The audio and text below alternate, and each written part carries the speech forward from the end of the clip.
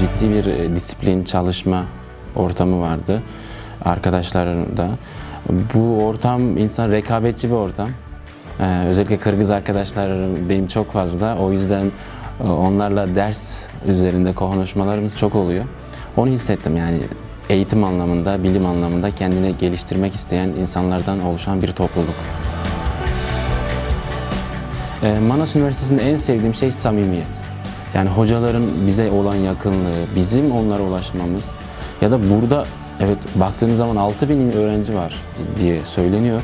Fakat o kadar bana az geliyor ki ya da artık bilmiyorum aktivitem yüksek olduğu için yani kıraathanede çalışıyorum. Haydi Türkçe konuşalım projemiz var. Hazırlık öğrencileriyle beraber onlarla beraberim. O yüzden hani 6.000 öğrenciyi neredeyse hepsini gördüğümde görsem çoğunu tanıyor gibi hissediyorum. Hani bir kampüsteyiz. Kampüsümüz büyük bir alan ama sabahtan akşama kadar burada olursanız o alan da küçülüyor haliyle insanın gözüne.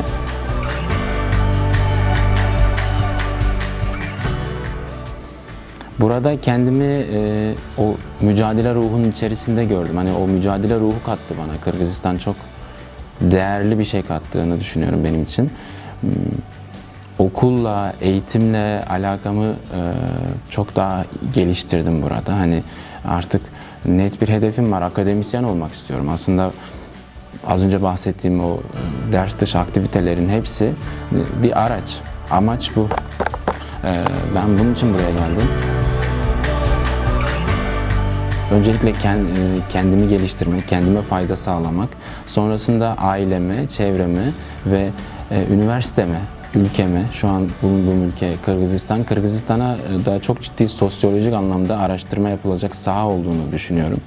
Ve bu sahanın boş olduğu kanısındayım. Yani çok fazla araştırmaların yapılmadığını ve bu konuda Kırgızistan'a da kendi ülkem Türkiye'ye de elimden gelebildiğince katkı sağlamak istiyorum.